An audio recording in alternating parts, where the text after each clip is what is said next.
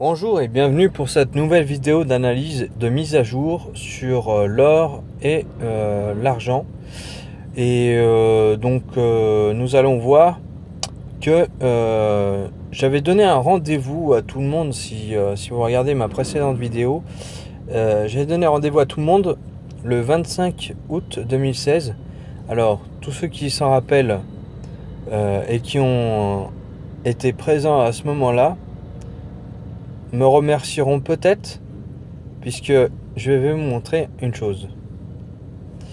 J'avais donné donc rendez-vous le 25 août et comme on peut le voir, nous sommes arrivés sur un point bas, sur un plus bas à 1278 francs, parce que nous sommes en francs, hein. Là en fait j'ai réussi à vous donner le jour exact, pas l'heure, mais au moins le jour exact de la journée qui a permis de prendre un point bas, de rentrer à bon compte, si vous voulez. Et donc là, moi, j'ai appliqué cette chose-là à la lettre, hein. Et donc, vous voyez que nous sommes en très bonne posture. Et que nous avons réussi même à rentrer sur des niveaux que nous avions vus il y a des mois précédents, plusieurs mois passés, hein. C'était sur les mois de mars, au mois courant mai, et puis après courant juin, enfin vous voyez. Donc c'est ça qui était intéressant à voir. Et puis en même temps, j'avais dit qu'on viendrait chercher donc les niveaux qui se rapprochaient en fait des précédents plus haut, hein. Et c'est ce qu'on a fait. Et puis regardez, on a été chercher donc la M20 journalière, enfin la M20 hebdomadaire, et qui est la M65 ici, qui a fait office de support, hein. Et puis après on est reparti violemment. Donc là on a testé donc la M20 journalière et puis la M30. Pour le moment, nous sommes toujours ancrés dans une tendance baissière de court terme et haussière de long terme au vu de cette moyenne mobile là à 65 jours. Maintenant, nous sommes sortis donc de ce biseau descendant que j'avais signalé sur mon compte Twitter, que je vous invite à regarder, hein. Donc c'est Enzo Dibacco. Enzo et puis ENZO, puis plus loin DI espace BA2CO. Donc en temps réel, j'avais donné donc les figures, tout vraiment du tout cuit, pour que vous ayez les clés en main pour réussir ce trade dans lequel j'ai participé également. Et donc on a eu une belle embellie. Puis là, nous avons temporisé donc ce mardi 30 août. Et puis donc là, nous allons faire un petit point sur les indicateurs techniques. Alors sur les RSI, pour le moment, on est baissier à neutre, hein, parce qu'on est autour des 50. Et puis là, donc on voit une petite embellie en fait sur les indicateurs, hein, puisque si nous regardons, nous avons un MACD qui était décroissant, puis là temporise également, latéralise, hein, et puis pourrait être amené dans les prochains jours à croiser son signal à la hausse, avec un volume MACD comme vous voyez qui est en train de se retourner et va repasser positif. Et puis ici là sur le stochastique, hein, un croisement très net et puis une sortie donc de la survente sur cet indicateur, donc qui indique un retournement en cours. Et puis si j'arrive à mettre, c'est un peu là, donc l'hebdomadaire. Donc au niveau hebdomadaire, on voit très bien que nous sommes donc sortis pour le moment à court terme de ce trend baissier, hein. Mais en hebdomadaire, ce n'est pas encore le cas. Il va falloir patienter un peu. L'objectif du biseau descendant que j'avais dessiné et puis mis sur mon compte Twitter permettait de viser une cible à 1320 francs pour une once. Et donc en fait ça correspond exactement, si vous voulez, au plus haut qui est sur cette bougie là, donc de la semaine dernière. Et donc là nous sommes en train de repartir de l'avant. Alors pour le moment, il faut observer que là nous avons un retournement en cours, hein. Nous sommes loin d'être sortis d'affaires, mais nous sommes néanmoins bien positionnés pour déjà à court terme faire des gains. Et puis après nous verrons si nous butons sur les 1320 ou non. Et puis en cas de sortie de ce biseau descendant, donc là nous reporterons bien évidemment donc la base de ce biseau. Alors si j'essaye de prendre la mesure, donc nous aurions quelque chose comme 1300 plus 1300 plus les 1350, nous aurions 0,50 de hausse. Donc si on calcule à peu près à 1310, ça nous ferait 1360. Donc une sortie des Bollinger, un peu comme si c'est passé précédemment, si vous voulez, ici là. Donc nous avions eu un retournement. En fait on est en train de faire la même figure ici, mais en plus petit, de manière plus rapide.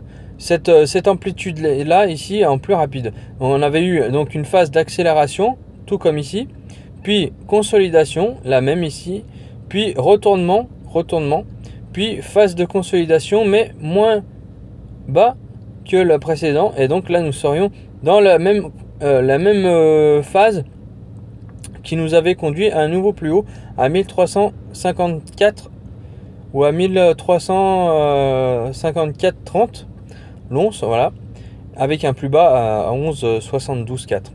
Voilà, donc là nous sommes dans la même lignée, hein, si vous voulez, de ce mouvement que nous allons voir. Donc pour le moment à court terme 1360 en 4 cassures, et puis on regarde donc les Bollinger supérieurs et inférieurs se contracter, signal qu'il y a un fort mouvement qui va se produire. Maintenant il va falloir surveiller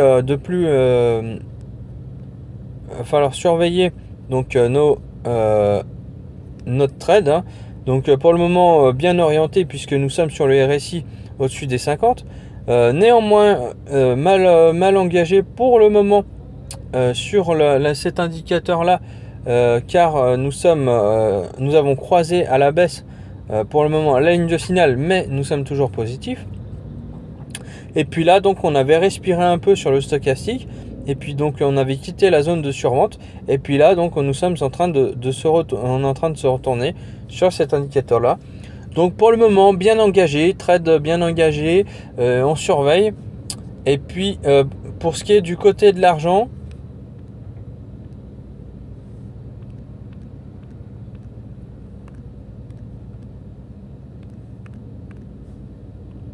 donc vous allez voir que c'est exactement pareil, hein. Exactement pareil à quelque chose près, sauf que là nous sommes véritablement, on a vraiment touché la moyenne mobile à 20 semaines. Et donc là nous sommes en plein retournement comme c'était le cas. Donc pareil, un même mouvement que précédemment. Et donc là une poussée violente qui est en train de s'opérer. Donc là nous aurions je sais pas 4-5 phases pareilles comme ça. On pourrait très vite remonter donc sur les plus hauts historiques à $50, je précise bien $50. Mais ça peut être également 50 francs. Je ne connais pas exactement les plus hauts sur les prix de l'argent en francs, mais en dollars en tout cas nous retournerions facilement sur les $50 si ce mouvement devait perdurer. Et là nous voyons très bien que nous sommes repassés haussiers long terme sur les cours de l'argent, et nous sommes haussiers également sur les RSI. Un petit bémol sur l'indicateur MACD, où le volume MACD est passé négatif à court terme, et nous avons croisé le signal à la baisse. Et puis là donc on voit que nous avons bien consolidé sur le stochastique, et que on pourrait également faire un nouveau plus haut sur les prix de l'argent. Si on revenait donc croiser le signal à la hausse, comme c'était ici le cas au mois d'août, hein, et ou par exemple au mois de juin, on avait fait un retournement et puis on fait à chaque fois des phases d'accélération. Voilà, donc une bonne position intéressante, hein. Donc moi je pense que l'argent, je confirme même que l'argent doit surperformer l'or à court terme, hein.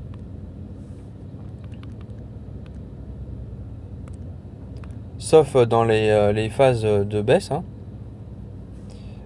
Donc nous allons voir le ratio, hein.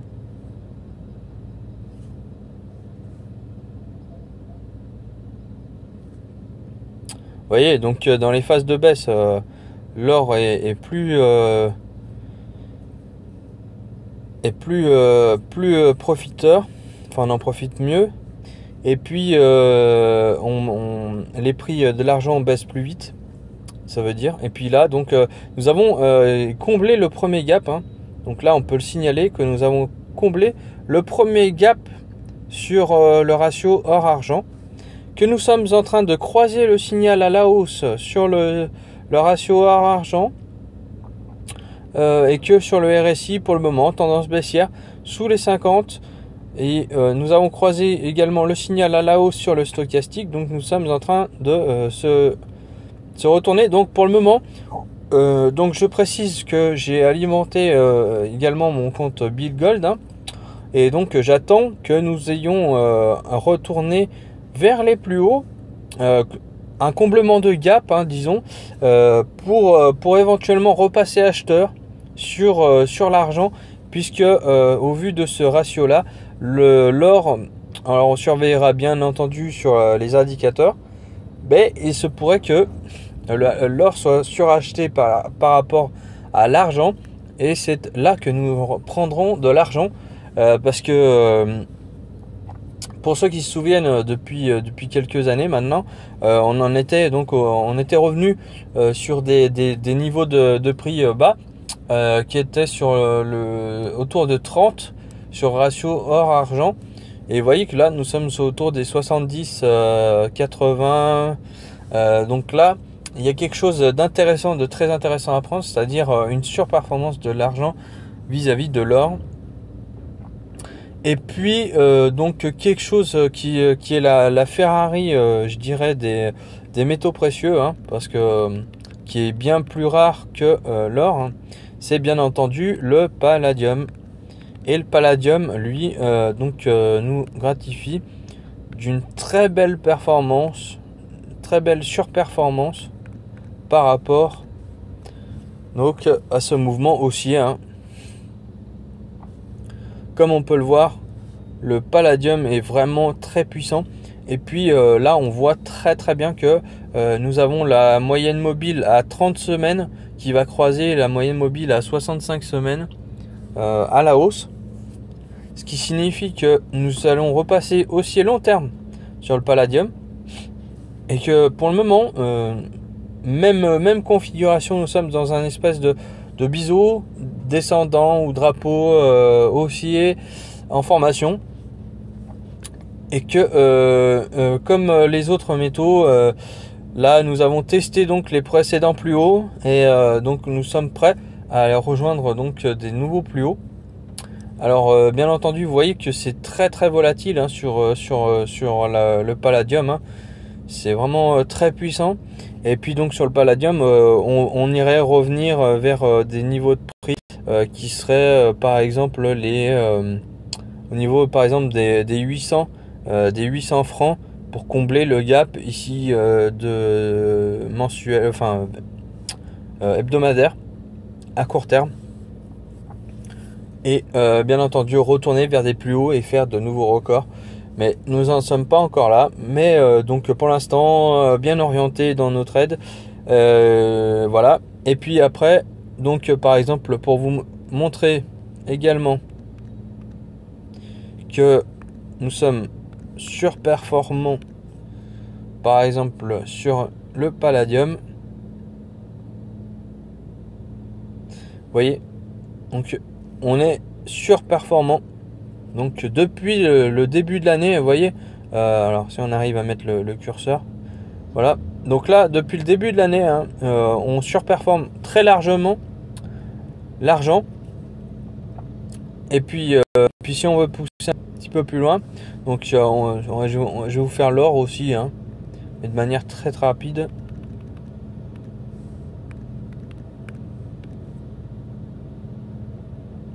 Parce qu'on avait vu que l'or surperformait l'argent à très court terme.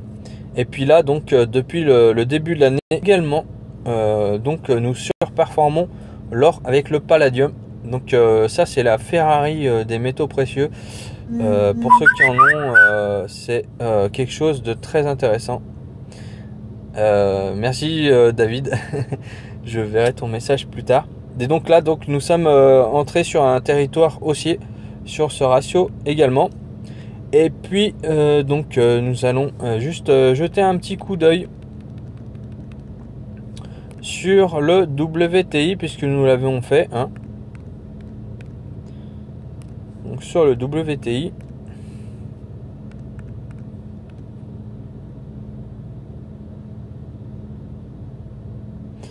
Et donc sur le WTI, vous voyez que nous sommes en plein retournement haussier et que j'avais dit que donc il fallait prendre donc cette vague haussière sur les matières premières de manière générale. Et puis regardez bien, nous allons avoir un mouvement très très puissant sur le pétrole cette fois. Et donc là, nous sommes de la même manière. Par contre là, on voit très nettement avec les métaux précieux, mais avec un temps de retard. Enfin non, un temps d'avance sur le WTI, hein, sur le pétrole, que on n'a pas par exemple sur l'or, mais qu'on va avoir apparaître. Hein. C'est-à-dire que nous avons le TI, hein, si vous voulez, donc la tête ici et puis les épaules sur les côtés inversées. Et donc là, nous sommes en train de consolider et faire un drapeau de court terme. Donc je pense qu'on va le faire cette semaine, si vous voulez, sur les métaux précieux. Ça laissera de nouveau une petite porte d'entrée pour optimiser, si vous voulez, pour les retardataires. Alors ça sera pas de manière comme je l'avais montré du 25 août, hein, mais ça laisse quand même pour les retardataires une petite fenêtre de tir, hein. Et puis donc là, une forte envolée des prix du pétrole à prévoir. On va certainement retourner vers les plus hauts, hein. Donc là, il faut multiplier par... on pourrait même revenir vers les 100 $, hein. Ça sans problème. Donc là, pour le moment, on est autour des 46, hein. Et puis là, on va certainement connaître une flambée sur les prix du pétrole. Et donc vous voyez que nous sommes en train on a une semaine donc du croisement de la moyenne 30 et 65, donc la 65 à la hausse sur la M60, la M30 qui croise à la hausse la M65, et avec une moyenne mobile à 20 semaines qui est haussière, donc en vue hebdomadaire. Et puis là, donc sur les RSI, donc nous sommes haussiers, hein, sans ambiguïté, puisque nous sommes au-dessus des 50 largement. Et puis donc là, un croisement de signal MACD qui ne devrait tarder. D'ailleurs, on flirte avec le signal. Et puis donc là, nous sommes repartis à la hausse sur l'indicateur stochastique, hein, on est au-dessus de son signal, et nous allons rejoindre donc la zone de survente, hein, et donc ce qui constituerait une zone d'achat, comme ici par exemple. Là, on avait tapé la survente, donc par exemple c'était donc avant le printemps ou au printemps, enfin voilà, avant. Et puis donc là, on avait quelque chose d'intéressant. Donc on était sur les 35 $ à peu près. Et puis donc on était revenu, enfin 35 francs, mais c'est à quelque chose près équivalent, puisque le franc égale au dollar pratiquement à quelque chose près, hein. Et donc et puis on a été retourné vers les 45 $, donc enfin 50 $. Donc ça a été quelque chose de très intéressant à suivre, hein. Voilà. Et puis un petit dernier mot sur sur l'euro franc suisse. parce que en fait il y a eu Bernard qui a oublié sa position. Et en fait, il était dans le bon sens, hein, et puis il a oublié de switcher en fait sur l'or, comme j'avais dit. Et donc en fait, on a eu une belle performance, hein, si tu regardes Bernard. On est parti de 1,0952, donc ce que j'avais donné, hein, et donc on a été même rejoindre les 1,06. Et là, si tu vois, tu aurais pris tes bénéfices en plus avec le croisement sur le signal du stochastique et un peu plus tard confirmé par le MACD et sur le RSI également, hein. Tu aurais vu qu'en fait nous étions en plein retournement haussier à la suite de cela, par rapport bien entendu l'intervention de la Banque centrale suisse, hein. Et donc là normalement tu aurais dû avoir un sacré bénéfice quand même d'environ 3%. Donc sur ce trade. C'est dommage que tu n'en aies pas profité. En plus j'avais donné à tout le monde le point d'entrée, donc c'était 1,0952, et donc ça faisait une belle petite plus-value quand même, à ne pas négliger. C'est dommage. Écoute, ne perds pas espoir, il faut juste avoir de la discipline, Bernard. Voilà, sinon vous pouvez toujours aller voir mon site internet, c'est easytrade.leforum.eu, ou mon compte Twitter, Enzo espace DIBA2CO, pour les visites, et puis pour les ajouts sur Facebook alors également, mais bon, j'accepterai pas tout le monde parce qu'il faut faire le tri, hein. J'ai beaucoup de fakes également qui cherchent je pense que je suis pas le seul, hein, qui essayent de vous ajouter, donc un peu pour rien. Mais voilà, donc là nous sommes donc nous sommes donc repartis sur de bonnes bases, donc nous sommes en plus-value, donc depuis quelques jours maintenant. Donc ça fait plaisir de faire un peu mieux que les livrets A et que le reste, hein. Et puis pour ceux que ça intéresse, donc pour le Bill Gold, je donne mon lien de parrainage dans le descriptif, sur YouTube. N'hésitez pas à faire votre premier dépôt dans les 48 heures. Vous aurez un bonus de bienvenue qui est équivalent à 5% de bienvenue, ou 2, je sais plus. Mais c'est quelque chose qu'il ne faut pas négliger, puisque Bill Gold de toute façon prend 1% de commission donc vous voyez que ça vous fait 2 ou 5 premières transactions gratuites. Donc c'est quelque chose qui reste intéressant. Voilà. Et puis comme on l'a vu également dans les précédentes vidéos, Bill Gold également avec alors je sais plus exactement, mais on verra, ça sera peut-être l'objet de ma prochaine vidéo. On peut également acheter du platine, du palladium également. Donc c'est quelque chose sur lequel je vais voir pour ce compte-là, et éventuellement si vous voulez des pleins de parrainage, n'hésitez pas non plus à me laisser des commentaires, des pouces verts ou rouges, enfin voilà. Si vous aimez cette vidéo, n'hésitez pas à la partager. En attendant, je vous souhaite de très bons trades, de très bonnes plus-values. À très bientôt. Salut!